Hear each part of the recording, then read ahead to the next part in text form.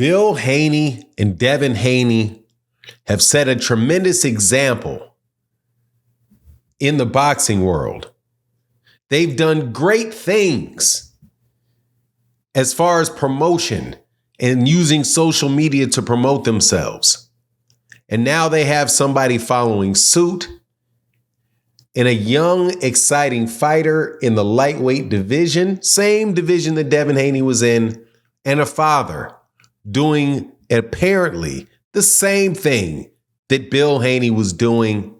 And it is incredibly frustrating and non-productive. And I definitely hope that this trend does not continue. But Floyd Schofield Sr. has going at the media very heavily for any apparent slight upon his child. Let's talk about that in this video.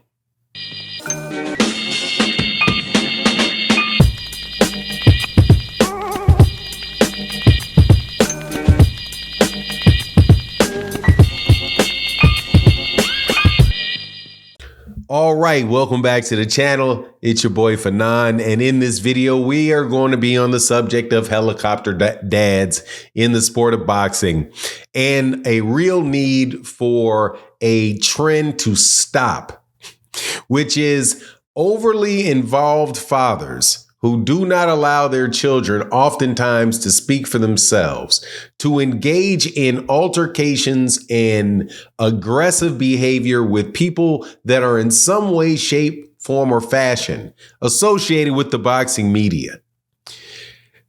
Bill Haney was known and is known, in my opinion, as somebody that will go around from YouTube channel to YouTube channel to YouTube channel, and anybody that has anything negative to say about his son, boop, up he pops up, and you have a battle, and you know that any type of opinion that you have that is anti-Devin Haney will be met forcefully by specifically, if not specifically by Bill Haney himself. Somebody's going to come at you for it. So apparently, it's now the same situation with Floyd Schofield Sr. and Floyd Schofield Jr.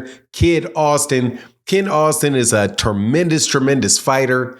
Well, let me not say tremendous fighter. He looks like a very good fighter to me. I don't know whether or not he's an upper echelon lightweight or not.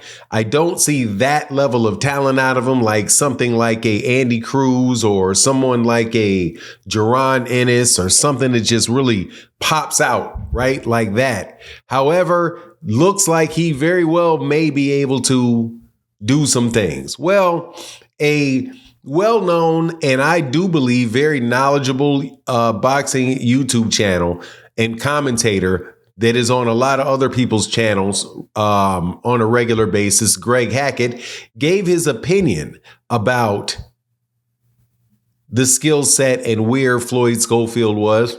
And the answer from Greg Hackett was that he believed that he was like a Sean Porter. He's like a guy that's going to go get it. He has skills, but he prefers not to use his skills. He prefers to really go at you and make a fight of it. And, that's what he thinks he is. But then I think Greg got a little too far and called him a house cat. Right? And a house cat. I was like, wow, you're going to call this dude's son a house cat? So anyway, out in these YouTube streets, things can get kind of rough. And Greg Hackett got a little bit rough in the wordings that he said. And then in the way that he was talking about Kid Austin and the way that he was talking about Floyd Schofield Sr. Floyd Schofield Sr. was going at Greg Hackett, talking about his professional record. I don't remember which came first. Probably, anyway, that was just the general tenor of it. But then there was another interview that was given by Floyd Schofield Sr. with another YouTube channel. I saw it on a replay clip, and it is for a YouTube channel called True Media, and they went at it. Like the commentator and the interviewer really back and forth at each other. While that is all that is fun and good to stand up for your son, at a certain point in time, man, that's being a helicopter dad.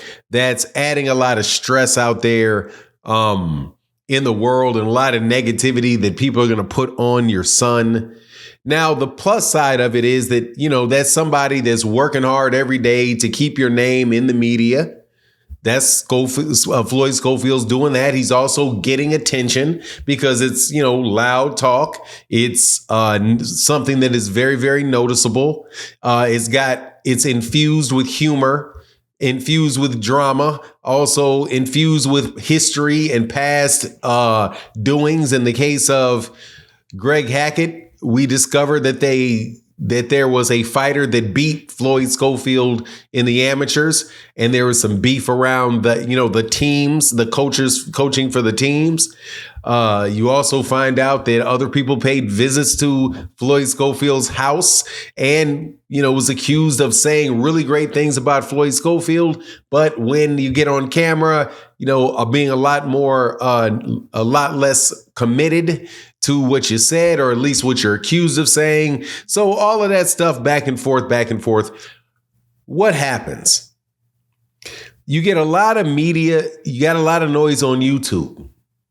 However, does it build a fan base, or are you playing the villain? In order to successfully play the villain, you need to get a fight with the good guy. And if the good guy doesn't, you're the bad guy in comparison to the good guy, right? And you become the bad guy when you get that fight, typically. So like Floyd Mayweather Jr., right? People say he put on the bad guy hat. Floyd didn't just grab a bad guy hat and put it on his head. He fought Oscar De La Hoya and became the bad guy. He fought Arturo Gatti and became the bad guy. He fought Diego Corrales, and for the people supporting Diego Corrales, he was the bad guy. You're not just a bad guy. The type of bad guy that you are when you're just talking a lot of smack to everybody on the internet is not the type of bad guy that is going to wind up, in cash in your pocket oftentimes. And really, look at Devin Haney. Devin Haney has had, for somebody that got, according to popular belief, according to what happened with the WBC and Ryan Garcia, somebody violated rules, got in the ring with Devin Haney, beat Devin Haney badly. And people don't care that there was ostarine in Ryan Garcia's system in large part. Don't even care. Why? Because of all of this type of stuff where you kind of you skip out on the human tendency to look at somebody that you don't like and not like somebody because they're aggressive with you or aggressive with somebody that you like. And you say, something bad happened to them. Well, good for them. That's what you get. That's your comeuppance. That's karma. Hey, man, God don't like ugly. You hear all of that type of stuff. So I don't know, man. I don't know if this is really it for Floyd Schofield, like this type of approach. I just think you could probably go about it differently. As far as the people that interview, look, hey, man, I've been known to snap on people my dang self in conversations that I've had with people on YouTube and that on a semi-daily basis. So I can understand the frustration, especially if you get put in a situation where you're talking about somebody's son and a father is criticizing you for saying something about their child. That, I don't know, if you've never really dealt with that, that's a low blow just off cuff. That's just, you're not supposed to do that, where you try to guilt trip somebody because they're talking about your child, especially when your quote unquote child is well over 20 years old, right? Is a full grown man in a profession, and a brutal profession where everybody talks crazy about everybody else at some point in time. At least the fan bases do, if not the fighters themselves. But anyway, that's my take on the matter. Please let me know what you think in the comment section. And with that, I'm out. Deuces.